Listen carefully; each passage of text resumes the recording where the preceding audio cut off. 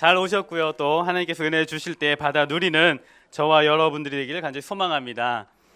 오늘 무엇과 싸우는가라는 제목을 가지고 하나님 말씀 나눌 텐데요. 큰 은혜 받으시길 바랍니다.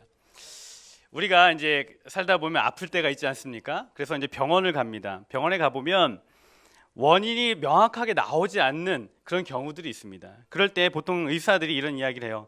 스트레스다. 스트레스로 인한 신경과민이다. 이런 이야기를 합니다. 그래서 과민해서 작은 질병이지만 몸에 크게 반응을 느끼고 있다는 것이죠. 그래서 아프고 그래서 힘들다라고 얘기합니다. 반대로 통증을 잘 못 느끼는 그런 사람들도 있습니다. 제가 전에 그 오후 예배 때 좀 말씀드린 적이 있는데, 제가 한번 맹장이 터져서 응급실에 실려갔는데 통증을 잘 못 느낀 상태로 간 겁니다. 그래서 그 수술을 했는데 죽을 뻔한 거죠. 통증을 잘 못 느끼는 상태로 병원에 가서 위험했는데도 잘 못 느껴서 결국 큰 문제를 이제 이야기를 했는데, 우리가 살면서 통증이 과민해도 문제이고 거꾸로 통증에 너무 무뎌도 문제가 된다는 것이죠. 그래서 결국 건강이라는 것은 통증에 있어서도 균형이 되어야 한다라는 그런 이야기입니다. 영적인 부분들도 마찬가지인 것 같습니다. 그래서 우리가 영적인 세계에 대해서 너무나 민감한 그런 분들이 있는가 하면, 반대로 영적인 세계에 대해서 너무나 둔감한 그런 사람들도 있다는 사실입니다.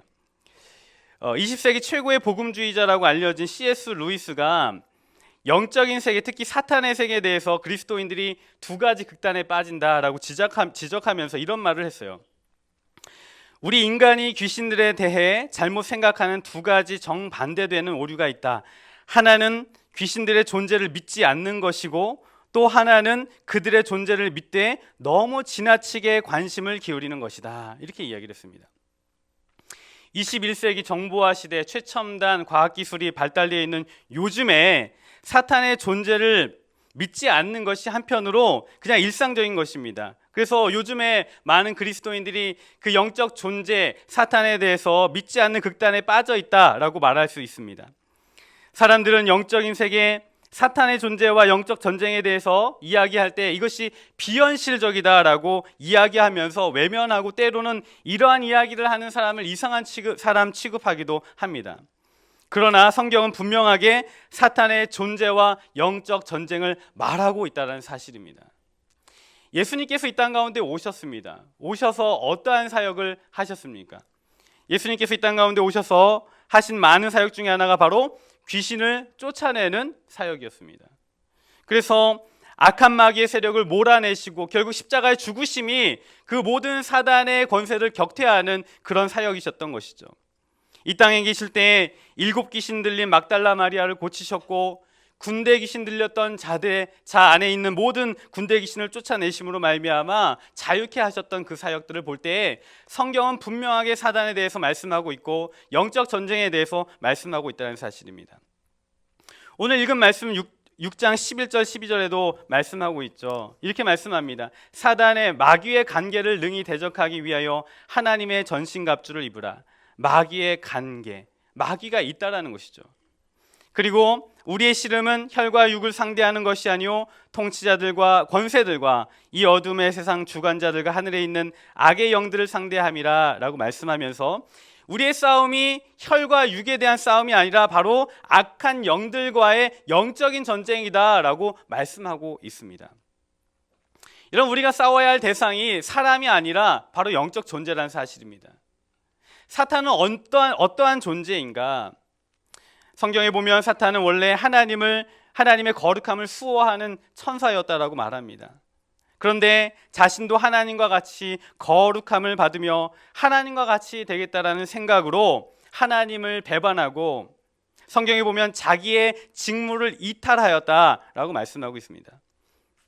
자신의 그 위치를 이탈한 사탄은 이 땅 가운데 내려와서 공중 권세를 잡고 인간들로 하여금 하나님을 거역하게 하고 하나님 대신에 자기가 경배받으려고 함으로 결국 인간들로 하여금 영적인 패망의 길로 인도하고 있다는 것입니다.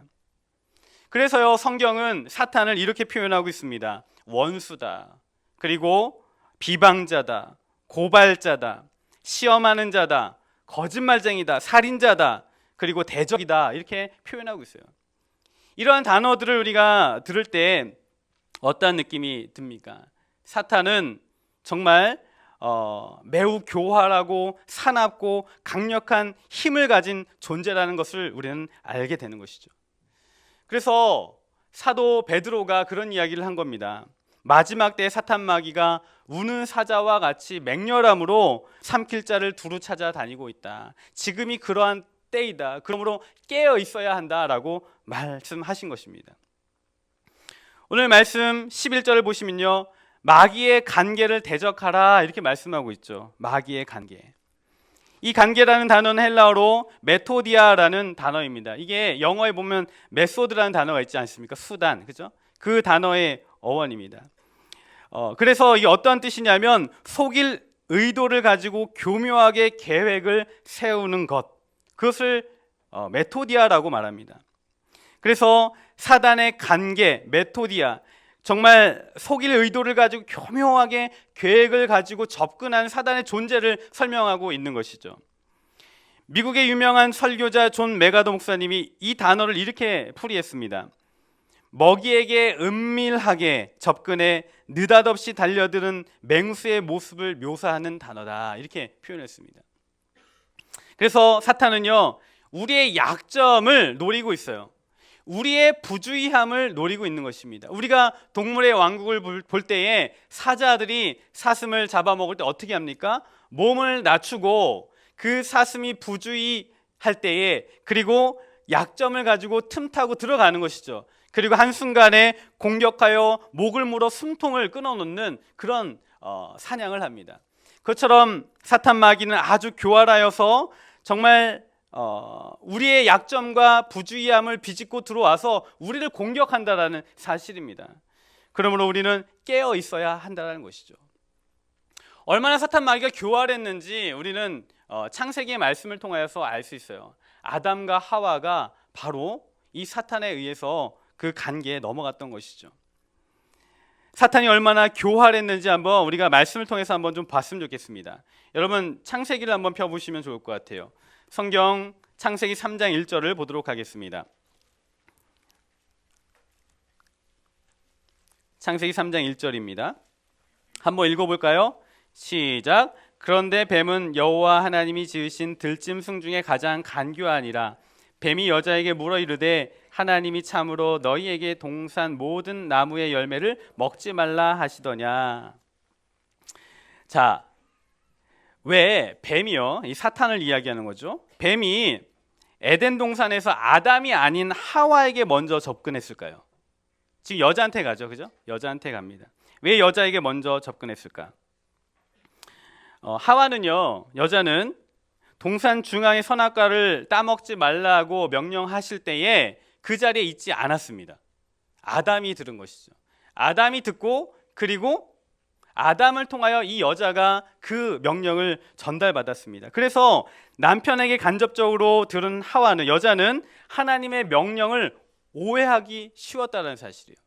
그래서 사탄은 지금 남자한테 찾아가지 않고 누구한테 찾아갑니까? 여자한테 찾아갔다는 것입니다. 여러분, 우리가 살면서 어떤 소문을 간접적으로 다른 사람한테 들을 때 오해하는 경우가 많이 있습니다. 지금도 하와가 직접 하나님의 명령을 듣지 않았기 때문에 사탄은 그 여자에게 찾아가서 오해하기 쉬운 그 약점을 공격하고 있는 것입니다. 우리가 살아갈 때 남에게 들은 간접적인 소문 때문에 얼마나 많이 오해하며 살아갑니까? 대표적인 예가 뽀빠이 이상용 씨입니다. 여러분 이상용 씨 잘 아시죠? 그죠? 우정의 무대 우리 한참 많이 보지 않았습니까? 그리고 한때 정말 국민 MC로 많은 사랑과 인기를 누렸던 사람이고, 그리고 심장병 어린이 돕기를 하면서 얼마나 많은 일들을 했습니까? 그런데 갑자기 신문에 대문짝만하게 기사가 실렸죠. 뭡니까? 심장병 어린이 돕기 기금을 횡령했다라는 겁니다. 그래서 하루아침에 방송에서 낙마하고 방송 인생이 끝났습니다. 그런데 나중에 밝혀진 사실이 횡령한 사실이 없다라는 겁니다.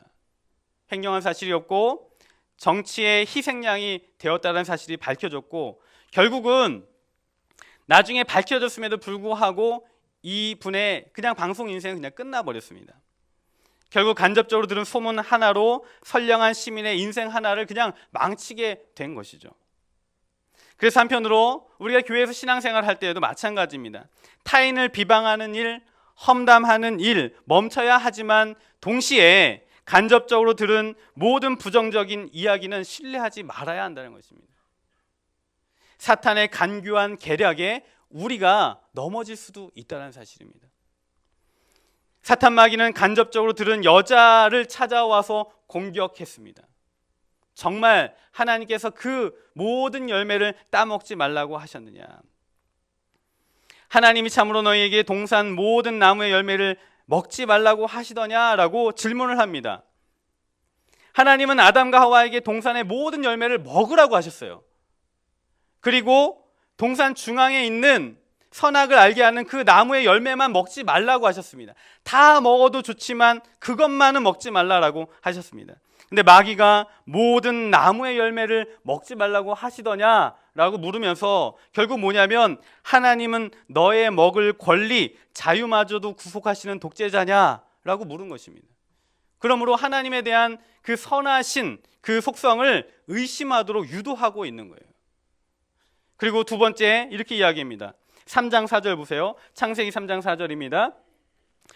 3장 4절에 뱀이 여자에게 이르되 너희가 결코 죽지 아니하리라 이렇게 이야기합니다. 하나님께서는 분명히 그 열매를 따먹으면 죽을 거다라고 했는데 뱀은, 사탄은 이야기합니다. 먹어도 결코 죽지 아니하리라 라고 하면서 하나님의 말씀에 불순종하여도 별일 없을 거야 라고 안심을 시켜주는 것이죠. 그러더니 3장 5절에 이렇게 이야기합니다. 뱀이 3장 5절에 이렇게 이야기하죠. 너희가 그것을 먹는 날에는 너희 눈이 밝아져서 누구와 같이 된다고요? 하나님과 같이 되어 선악을 알 줄을 하나님이 아심이라 라고 말하면서, 즉 사탄은 하나님 앞에 불순종하면 더 좋은 결과를 네가 얻게 될 거야 라고 이야기를 합니다. 그러므로 여자가 3장 6절에 보니까 그 이야기를 듣고 나서 동산 중앙에 있는 선악과를 보니까 어떻습니까? 먹음직하고 보기에 보암직도 하고 지혜롭게 할 만큼 탐스럽더라 라고 하는 것입니다. 그래서 그것을 따서 자기도 먹고 혼자 먹지, 그죠? 남편에게 주어서 같이 타락하게 되었다는 것이죠. 사탄이 얼마나 간교했는지 우리에게 보여주고 있는 것입니다. 우리가 신앙생활을 하면서 하나님의 선하심에 대해서 의심으로 모든 죄악이 시작이 되는 겁니다. 사탄 마귀가 그 약점을 비집고 들어가는 것이죠. 하나님의 선하심에 대해서, 때로는 교회에 대해서, 성경에 대해서, 때로는 목사와 교회의 권위에 대해서 의심을 갖게 하고, 사탄은 그 의심의 틈을 타고 들어와서 모든 간교함과 교활함으로 우리를 넘어뜨리고 파괴시킨다는 사실입니다. 우리가 이 사단의 간교함에 넘어지지 않으려면 어떻게 해야 됩니까? 깨어 있어야 하는 것이죠. 깨어 있어야 하는 것이죠. 그래서 에베소 6장 11절 우리가 본 말씀에 마귀의 관계를 능히 대적하기 위하여 하나님의 전신갑주를 입어라 이렇게 말씀하고 있습니다. 우리가 사단의 그 관계, 사단의 그 교활함, 그 사나움, 그 맹렬한 공격에 넘어지지 않으려면 하나님의 전신갑주를 입어야 한다라고 말씀하고 있어요. 여러분, 우리는요 전쟁 중에 있습니다. 지금 싸우고 있는 것입니다. 그리스도인들은 사탄 마귀와의 세력과의 치열한 영적 전쟁을 하고 있는 것입니다. 지금 여기에서, 지금 나의 삶의 자리에서 치열한 전쟁을 지금 하고 있는 겁니다. 그런데 우리가 너무나 둔감하여서 그 전쟁이 벌어지고 있다는 사실을 느끼지 못하는 것입니다. 우리는 치열한 전투, 정말 피 흘리는 그 전투에서 승리하기 위해서 하나님의 전신갑주를 입어야만 한다는 거예요. 우리의 씨름은 혈과 육을 상대하는 것이 아니요 악의 영들을 상대함이라 라고 말씀하면서 우리의 싸움은 육체적인 싸움이 아니다, 영적인 싸움이다 라고 말씀하고 있습니다.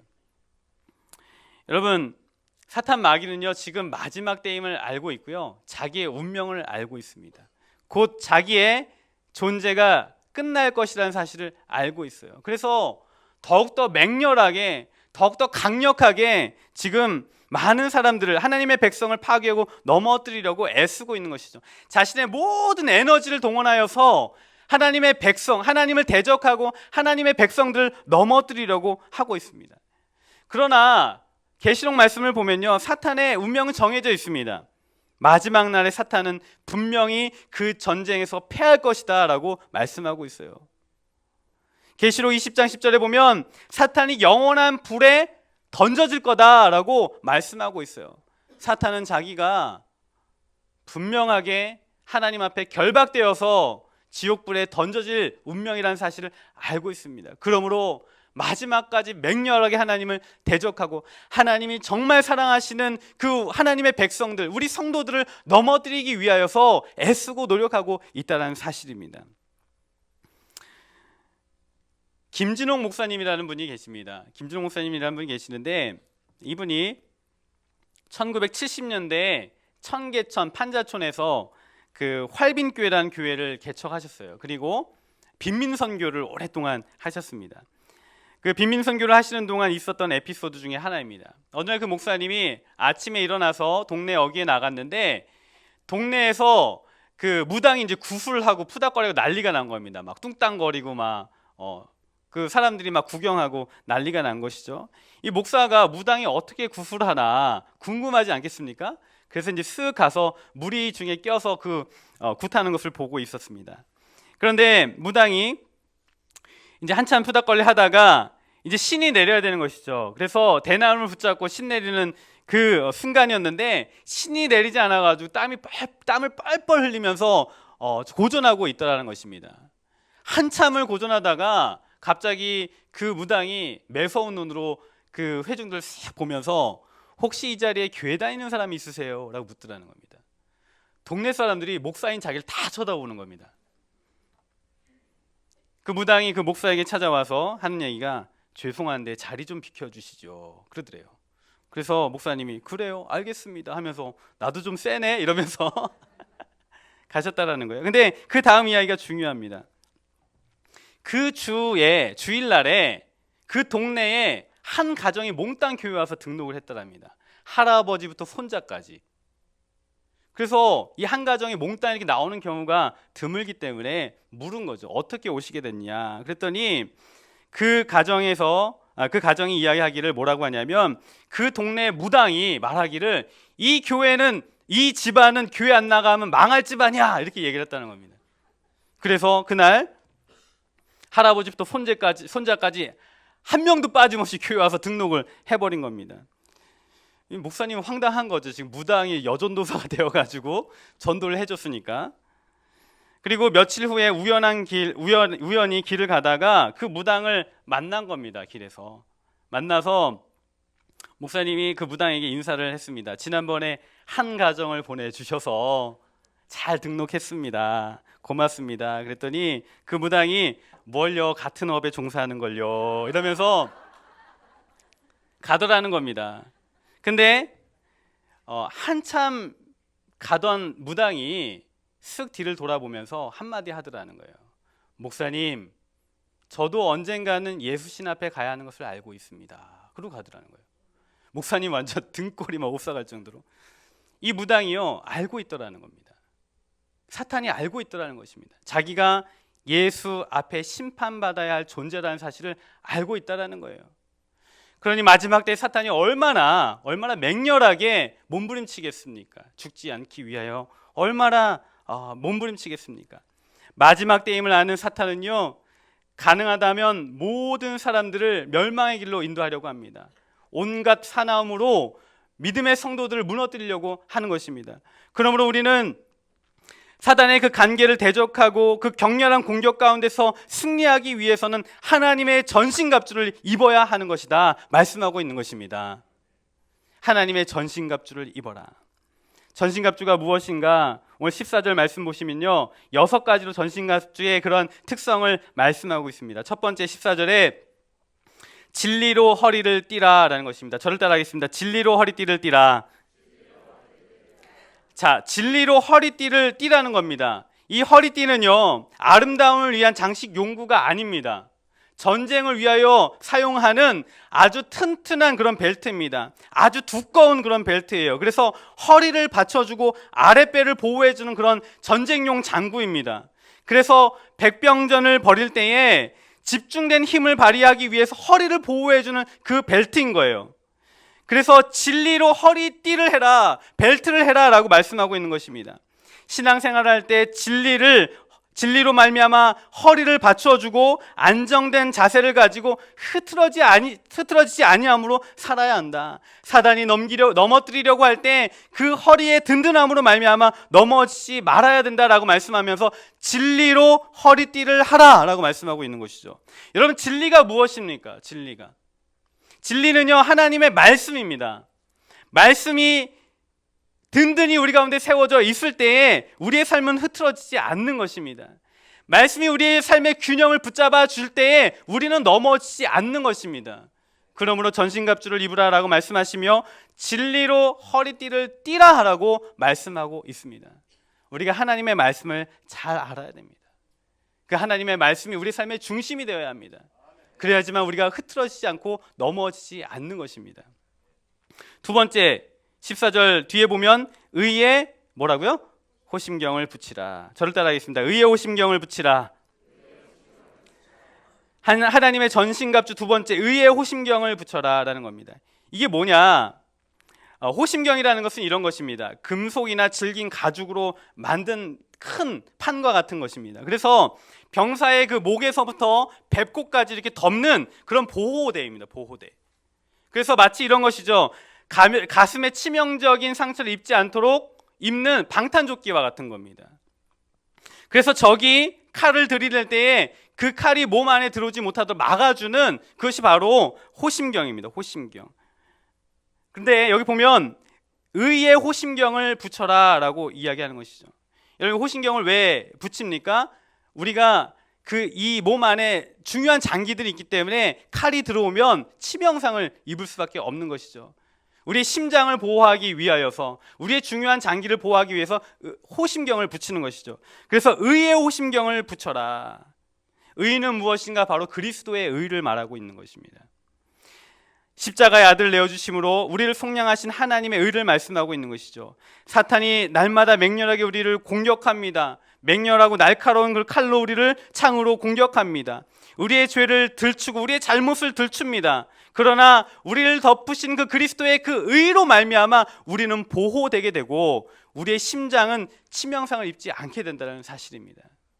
의의 호심경, 예수 그리스도의 의를 붙들고 살아가라라고 말씀하고 있는 것입니다.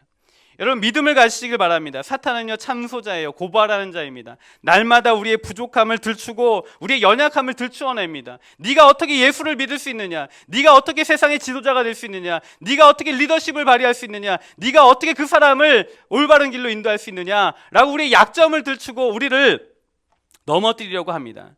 그때마다 우리가 믿음으로 선포해야 되는 것입니다. 사탄아, 물러가라. 예수 그리스도의 그 의가 나를 덮었느니라, 이렇게 선포해야 되는 것입니다. 우리가 의의 호심경으로 입고 나아갈 때 우리의 심장은 보호되는 것입니다. 그리스도의 심장. 그리고 우리의 심장은 힘차게 뛰어 그리스도의 그 보혈이 온몸으로 계속 전달되게 되는 것이죠. 그래서 성경은 전신갑주를 입으라 말씀하시면서 의의 호심경을 붙여라 라고 간곡히 우리에게 당부하고 있는 것입니다. 세 번째, 15절입니다. 15절에 보면 평안의 복음의 신을 신으라 라고 말씀하고 있습니다. 따라하겠습니다. 평안의 복음의 신을 신으라. 평안의 복음의 신을 신어라. 여러분, 등산할 때 많은 장구들을 또 필요로 하지만 제일 중요한 게 뭐냐면 신발이에요. 신발. 그죠? 왜냐하면 돌밭을 지나고 산길을 걸어야 하고 가파른 바위를 올라가야 하는데 미끄러지면 안 되는 것이죠. 발목을 보호해줘야 되고 겹질리면 안 되고 그리고 넘어지면 안 되는 것입니다. 발이 단단하게 땅에 고정되도록 붙잡아주는 것이 바로 신발의 역할입니다. 군인도 마찬가지입니다. 싸울 때에 전쟁을 치를 때에 안정적으로 전진할 수 있게 해주는 것이 바로 신발입니다. 뒤로 밀리지 않고 넘어지지 않도록 붙잡아주는 것이 신발이는 것이죠. 그래서 평안하게 몸을 지지해 줄 수 있는 이 평안의 신을 신어야 한다라고 말씀하면서 주님께서 이 땅 가운데 왜 오셨습니까? 바로 평안을 전달하여 주시기 위해서 오시지 않았습니까? 샬롬으로, 평안으로 우리 가운데 임하지 않으셨습니까? 그러므로 우리가 받은 그 평안을 가지고, 평안의 그 복음을 가지고 든든하게 서서 싸움을 싸우라 라고 말씀하시면서 평안의 복음의 신을 신고 사단의 그 대적을 격퇴시키며 나아가야 한다라고 말씀하고 있는 것입니다. 네 번째는 16절입니다. 믿음의 방패를 가져라 라고 말씀하고 있습니다. 저를 따라하겠습니다. 믿음의 방패를 가지라. 믿음의 방패를 가지라는 것입니다. 로마 군인들이 전쟁할 때 방패를 씁니다. 방패를 쓰는데 방패는 종류가 여러 가지가 있어요. 작은 방패도 있고 큰 방패가 있는데, 여기서 말씀하는 이 방패는요, 작고 둥근 방패가 아닌 정말 문짝만한 그 큰 방패를 이야기합니다. 사람을 완전히 덮을 수 있는 그런 방패를 이야기하는 것이죠. 이 방패는 보통 가죽과 나무 같은 것들로, 두꺼운 나무로 만들어져 있습니다. 그리고 물을 흠뻑 적셔서 사용한다고 합니다. 왜냐하면 적이 불화살을 쏠 때 그 날카로운 촉으로부터 자기 자신을 완전히 덮음으로 말미암아 보호받고, 그리고 불화살이 날라올 때 그 방패에 꽂힐지라도 흠뻑 적셔진 물로 말미암아 금방 꺼져버리는 것이죠. 그래서 그 방패에 온몸을 숨김으로 말미암아 생명이 보존되고 지켜지는 것을 말씀하고 있는데, 여러분, 사탄 마귀가 맹렬한 불화살을 우리에게 쏘아댑니다. 의심과 두려움과 죄책감과 분노와 낙심, 염려의 불화살을 우리에게 맹렬하게 쏘아댑니다. 그때에 그 날아오는 불을 막기 위하여 이 믿음의 방패로 우리를 덮어야 된다는 것이죠. 믿음의 방패로 덮을 때에, 하나님을 전적으로 의지하고 믿고 의존할 때에 그 방패에 몸을 숨기면 그 모든 방패가 불화살과 같은 모든 공격을 막아준다. 이 방패는 바로 하나님이십니다. 시편에 보면 하나님은 나의 방패시오 이렇게 고백하고 있지 않습니까? 모든 사단의 그 맹렬한 불화살을 막기 위하여 주님이 우리의 방패가 되어주셔서 모든 것을 막아주신다라는 겁니다. 다섯 번째, 17절, 구원의 투구를 쓰라 이렇게 말씀하고 있습니다. 저를 따라하겠습니다. 구원의 투구를 쓰라. 투구는 군인의 머리를 보호해 주는 것이죠.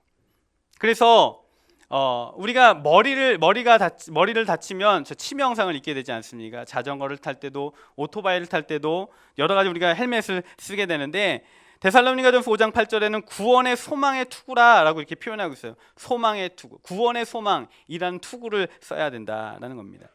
우리가 하나님의 그 말씀을 머리로 이해하죠. 지식으로 이해하죠. 그리고 이해한 자는 마음으로 동의하여 믿게 됩니다. 그러므로 그 믿음이 흔들리지 않기 위하여 우리가 하나님의 말씀을 이해하는 그 머리가 보호되어야 하는 것이죠. 그래서 구원의 소망의 투구를 쓰므로 말미암아 하나님을 이해하고 하나님의 뜻을 따르는 그 모든 것들을 보호해야 된다라고 말씀하고 있습니다. 구원의 투구를 써라. 전신갑주 중에 다섯 번째, 구원의 투구다 말씀하고 있습니다. 마지막 여섯 번째 보면, 자, 성령의 검, 곧 뭐죠? 하나님의 말씀, 그죠? 하나님의 말씀을 가지라 이렇게 말씀하고 있습니다.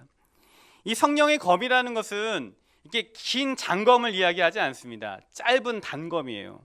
아주 날카로운 단검입니다. 그래서 군인이 아주 자유롭게 쓸 수 있는 그런 칼입니다. 그래서 효율적으로 가까이 있는 그 적을 단숨에 찔러서 격퇴시킬 수 있는 아주 중요한 그런 도구입니다. 무기인 것이죠. 그런데 이 지금 그 전신갑주 중에 유일하게 이 성령의 검, 말씀의 검만이 공격 도구예요. 나머지는 다 보호 장구인데 이것만 공격 도구입니다. 그래서 이 성령의 검을 가지고, 하나님의 말씀을 가지고 뭐 하라는 겁니까? 사탄을 찔러 이겨라 라고 말씀하고 있는 것이죠. 히브리서 4장 12절에 보면 하나님의 말씀은 살았고 운동력 있어 좌우의 날선 어떤 검보다 예리하다 이렇게 말씀하고 있어요. 아주 예리한 검, 바로 하나님의 말씀이라는 겁니다. 이 말씀이 사탄의 그 약한 부분을 비집고 들어가 찔러서 그 사탄을 격퇴시키고 이겨야 한다라고 말씀하고 있는 것입니다. 하나님의 말씀이 아니고는 우리가 사탄을 공격할 수가 없습니다. 그래서 성경에 보면 예수님께서도 사탄에게 시험 받으실 때 무엇으로 사탄을 공격하셨습니까? 말씀이었어요. 말씀. 40일 동안 굶주려 있던 예수님에게 사탄 마귀가 찾아와서 이야기합니다. 네가 하나님의 아들이거든 이 돌들로 떡을 만들어 먹어라. 그 배고픔을 채워라 라고 이야기할 때 예수님께서 말씀하십니다. 신명기 8장 4절 말씀. 사람이 떡으로만 살 것이 아니요 하나님의 입에서 나오는 말씀으로 살 것이니라 라고 하면서 사단의 공격에 말씀으로 대항하십니다. 사단이 쉽게 물러서지 않죠. 두 번째 공격을 합니다. 성전에 예수님을 올려다 놓고 이야기를 합니다. 뛰어내려라. 네가 하나님의 아들이거든 뛰어내려 봐라. 그러면 천군 천사가 동원되어서 네 발이 땅에 부딪혀 죽지 않도록 보호해 주지 않겠느냐라고 이야기를 합니다. 그때 예수님께서 사탄에게 이야기합니다. 주 너의 하나님을 시험하지 말라. 시편 91편에 있는 말씀입니다.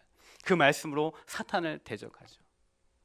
마지막으로 아주 솔깃한 제안을 합니다. 그 성전에서 산 위에서 모든 세상을 보여주면서 이야기를 합니다. 네가 보는 그 모든 세상의 것들을 내가 너한테 줄 테니 나에게 경배하라. 경배하라. 그때 예수님께서 사탄에게 말씀하십니다. 사탄아 물러가라. 주 너의 하나님만 경배하고 섬기라 하였느니라 라고 하면서 신명기 6장 13절 가지고 사탄을 찔러 무찔르셨습니다. 우리가 하나님의 말씀이 아니고는 사단을 공격할 수가 없어요. 우리가 말씀으로 무장해야 하는 것입니다. 믿으십니까? 우리는 성도들은요 날마다 말씀을 읽고 묵상하고 그 말씀으로 무장해야지만 사탄을 공격하고 이길 수 있는 것입니다. 이 시대의 사탄이 우리를 넘어뜨린 중요한 전략 중에 하나가 뭐냐면 무뎌지게 하는 거예요. 무감각하게 하는 것입니다. 우리가 사단의 존재에 대해서 이 영적 전쟁에 대해서 너무 무감각한 가운데 살아가고 있다는 사실입니다. 오늘 말씀을 정리합니다. 여러분 우리는요 전쟁 중에 있다는 사실입니다. 영적 전쟁. 우리가 혈과 육에 대한 싸움이 아니라 바로 영적인 존재인 사탄과의 그 맹렬한 싸움 속에 있다는 것, 전쟁 가운데 있다는 것. 우리는 과학기술의 발달과 지식 문명의 발달로 영적인 전쟁에 대해서 너무나 무감각하고 무뎌져 있습니다. 그리고 믿으려 하지 않습니다. 하지만 성경은 분명히 말하고 있다는 사실이에요. 오늘도 지금 이 순간 우리의 삶의 자리에 사단은 맹렬하게 지금 우리를 공격하고 우리를 패망의 길로 인도하고 있다는 사실입니다. 우리는 사단을 알아야만 하고 그의 공격을 막아야만 하고 우리는 그 싸움에서 승리하고 이겨야 한다는 사실입니다. 제가 지금 우간교회 부임한 지 4개월이 되었는데 지난 12월에 저희 교회 세븐데이즈 세븐위시스 집회를 하지 않았습니까? 그죠? 했는데 정말 사탄의 그런 맹렬한 공격이 무엇인지 실감하는 그런 시간이었습니다. 우간교회가 2015년대 영적인 새로운 도약을 위하여 온 교회가 한 마음과 한 뜻으로 기도하고 준비할 것이다 라고 선포하고 나아갔는데 사탄 마귀가 가만히 있지 않는 것입니다. 가장 먼저 공격한 사람이 누구냐면 저였어요. 너무나 저는 힘들었습니다. 정말 그렇게 힘들어 본 적이 없을 정도로 이유 없이 말 한마디가 나오지 않고요. 의욕이 떨어지고 뭔가 이게 할 수 있는 그 용기 자체가 없는 겁니다. 첫날인데 뭘 어떻게 해야 될지 모르겠는 것입니다. 사탄 마귀가 완전히 맹렬하게 공격을 하는데 결국 우간교회는 어떠했습니까? 저와 여러분들은 7일 동안 하나님 앞에 저녁마다 모여서 기도하고 찬양하고 예배함으로 말미암아 우리가 승리하지 않았습니까? 그때 개인적으로 영적으로 회복되었다라고 고백하시는 분 참 많이 있으셨어요. 그리고 어떤 분들은 멈췄던 방언이 다시 방언을 하게 되었다. 그리고 어떤 분은 저에게 자기의 그 병이 있었는데 나았다라는 그 고백도 해주신 분이 있습니다. 하나님의 역사였던 것이죠. 근데 제가 이 교회를 섬기면서 이제 또 이런 마음이 듭니다. 세븐데이즈 세븐위시스 집회 이후에 그것이 이제 사단의 공격의 1차전이었다라면 2차전이 시작되는구나라는 그런 마음을 주셔요. 어떤 부분에서 그런 마음을 주시냐면 하나님이 부어주신 그 성령의 뜨거움이 교회 안에 너무 빠르게 너무 쉽게 식어진다는 사실입니다. 세븐데이즈를 통하여서 하나님의 전신갑주를 입고 무장하였는데 성도들이요 금방 무장 해제되더라는 거예요. 금방 나태하여지고 금방 기도가 식어지고 금방 예배가 사라지더라는 사실입니다. 2차전이 벌어지는 것이죠. 저는 그것을 보면서 이런 생각이 들어요. 사단이 더 교묘한 전략을 쓰고 있다. 나태하게 만드는 것입니다. 무감각하게 만드는 것입니다. 그래서 제가 2차전이 시작되었구나라는 그런 마음을 주셔서 시작한 게 바로 119 기도였습니다. 119 기도. 우린 기도해야 된다. 우리가 승리하려면 오늘의 말씀을 순종하며 나아가야 할 것입니다. 오늘의 말씀의 결론인데요. 18절 말씀입니다. 18절 말씀 우리 함께 읽겠습니다. 시작. 모든 기도와 간구를 하되 항상 성령 안에서 기도하고 이를 위하여 깨어 구하기를 항상 힘쓰며 여러 성도를 위하여 구하라. 뭐 하라는 거죠? 기도하라. 네. 전신갑주를 입고 기도해야 된다 이렇게 말씀하고 있습니다. 여러분 우리가 영적인 싸움에서 승리하려면 항상 성령 안에서 기도해야 할 줄 믿습니다.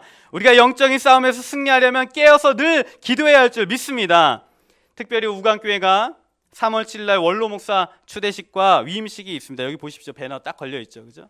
3월 7일 날 원로 목사 추대식과 위임이 있는데요.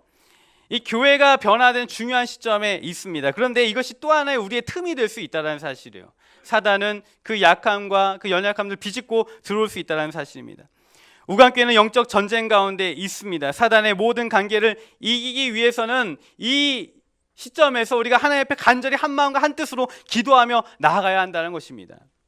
한편으로 이런 마음이 듭니다. 이 3월 7일이 교회 행사이기도 하지만 여러분들 개인의 삶이 변화된 중요한 기점이 될 것이다라는 겁니다. 마음이 새로워지고 하나님 앞에 어떻게 새롭게 정말 새로운 마음가짐을 가지고 신앙생활 가운데 나아갈 것인가 마음을 새롭게 하는 중요한 시점이 될 거라는 겁니다. 그러므로 우리는 이것을 놓고 기도해야 됩니다. 3월 7일 날 이런 생각이 듭니다. 우리가 그냥 하나의 행사일 수도 있습니다. 외부 손님들 초대하여서 그냥 예배드리고 감사하는 그런 시간이 될 수도 있지만 그 자리가 우간교회 모든 성도들이 모여서 함께 감사함으로 기도하는 시간이 되어야 한다. 한 마음과 한 뜻으로 마음을 새롭게 하는 것들을 다짐하고 준비하는 기도의 현장이 되어야 한다라는 생각이 듭니다. 영적 전쟁 가운데 개개인의 승리와 변화를 위하여 간절히 그 자리에서 기도하고 그리고 우간교회를 위하여 정말 하나님께서 주목하시고 하나님 찾으시는 그 교회가 될 수 있도록 인도하여 주십시오라는 그런 마음가짐으로 한 마음과 한 뜻으로 이 자리에서 기도해야 한다는 것입니다. 모든 기도와 간구를 하되 항상 성령 안에서 기도하고 이를 위하여 깨어 구하기를 항상 힘쓰되 여러 성도를 위하여 기도하라. 우리가 모든 성도를 위하여 함께 한 마음과 한 뜻으로 기도하며 나가야 한다는 것입니다. 여러분 우리가 하나님 앞에 한 마음과 한 뜻으로 기도할 때 개인이 그리고 가정이 하나님 앞에 새로워질 줄 믿습니다.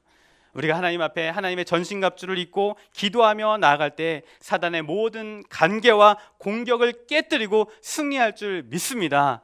우리가 한 주간 살아갈 때 말씀을 의지하여 모든 영적인 싸움에서 승리하는 저와 여러분들 되기를 간절히 소망합니다.